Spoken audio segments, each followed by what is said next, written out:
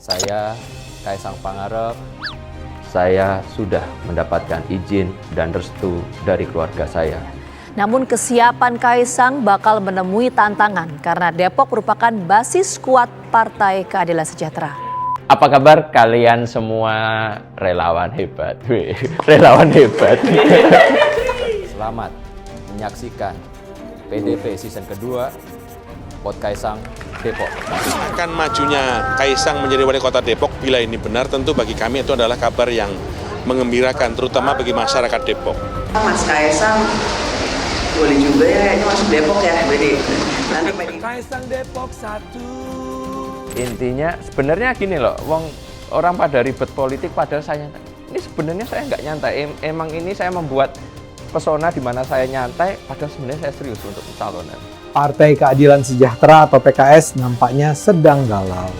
Mereka khawatir karena Kaisang Pangarep, putra bungsu Presiden Jokowi, dicalonkan jadi wali kota Depok. Oh enggak, kita tidak pernah melihat yang namanya sebagai ancaman ya. Ya melihat ada kompetitor, tapi juga mitra di dalam berdemokrasi termasuk. Kaisang datang, PKS kejang-kejang. Kalau Kaisangnya monggo bebas, kalau PKS-nya tentu ingin tetap menggarap kader PKS dan orang yang memang sudah kenal Depok. Kamu ngeremen saya? Insya Allah, dengan ini saya siap untuk hadir menjadi Depok pertama. Pemberani demi rakyat. Jadi kalau Mas Kaisang memang berani ke Depok, ya silakan saja. Karismatik memimpin kota Depok tercinta, sebuah warga semuanya, ayo pilih dia saja. Mas, emang benar kalau tukang-tukang di negeri Konoha bisa jadi pejabat, tukang kayu jadi presiden, tukang martabak jadi wali kota Solo, tukang pisang jadi apa dong, Mas? Wali kota Depok. Beberapa presiden akan turun di Depok, ya. Jadi kader PKS Kota Depok harus siap-siap, ya. Bisa jadi koalisi, ya.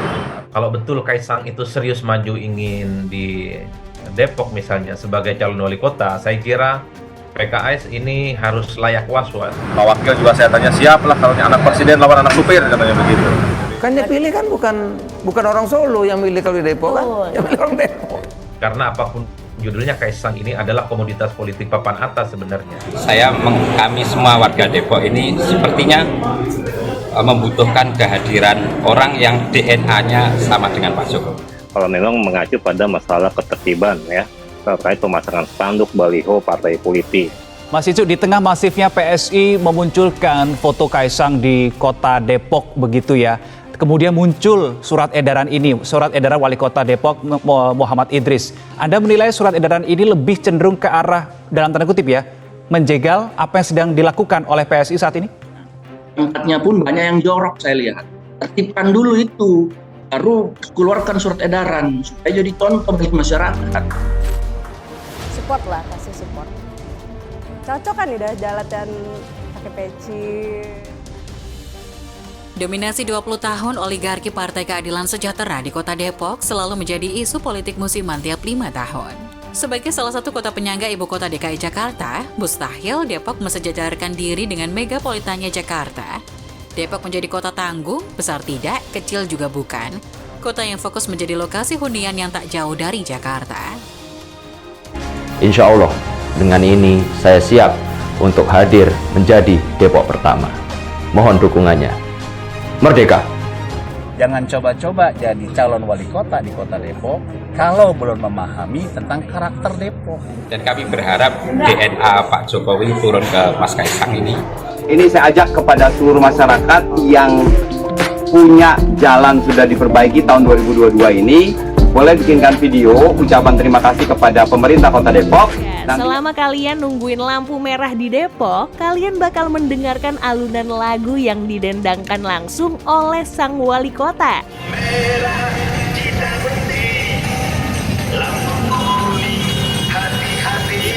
Yuk, rame-rame kita buat video ucapan terima kasih atas pembangunan infrastruktur jalan maupun bangunan. Karena Pak Kaisangnya itu pekerja keras. Unggul, nyaman, religius adalah visi kota Depok yang diusung Wali Kota Muhammad Idris. Saya, Kaisang Pangarep, saya sudah mendapatkan izin dan restu dari keluarga saya. memenuhi itu Kiai. Siapa Kaisang maupun siapapun begitu. Orang-orang yang sebagian mencari nafkah di Jakarta bergaya hidup metropolitan, namun lebih memilih tinggal di Depok, kota yang nyaris tanpa keberadaan pabrik atau industri besar. Kalaupun ada, hanya hitungan jari. Depok malas berkembang, macet di Depok sebelum macet masuk Jakarta atau sebaliknya, menjadi gerutu warga yang tidak pernah terjawab selama 2 dekade. Kabar terakhir menjadikan Depok sebagai kota syariah perlahan mulai diterapkan melalui kebijakan Pemda dan wali kotanya. Lalu tiba-tiba datang kabar dari timur, seorang pengusaha muda, milenial, media darling, sekaligus anak bungsu Jokowi, terpampang baliho raksasa di Margonda, jalan utama Depok. Ketika pemerintah melaksanakan kata religius ini ada ukurannya seperti itu. Ya, pokoknya Depok ini adalah pertama warganya cerdas-cerdas. Warganya kritis-kritis, ya kan? Jadi kalau Mas Kaisang memang berani ke Depok, ya silakan saja. Insya Allah, dengan ini saya siap untuk hadir menjadi Depok pertama. Mohon dukungannya. Merdeka! Beda orang Betawi sini dengan orang Jawa tuh beda. Saya melakukan sesuatu hal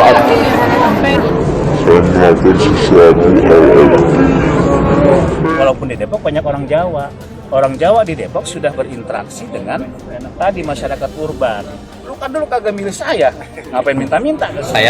Kami semua warga Depok ini sepertinya membutuhkan kehadiran orang yang DNA-nya sama dengan Pak Jokowi. Pembangunan masjid di lokasi SDN Pondok Cina 1 untuk sementara ditunda sampai dengan seluruh siswa SDN Pondok Cina 1 dapat.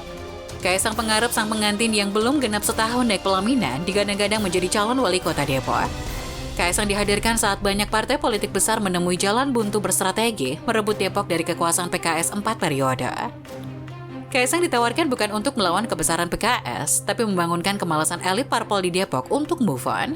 Mereka para elit partai di Depok yang enggan beranjak dari comfort zone di bawah ketiak wali kota PKS kadang menganggap kehadiran Kaisang sebagai mimpi.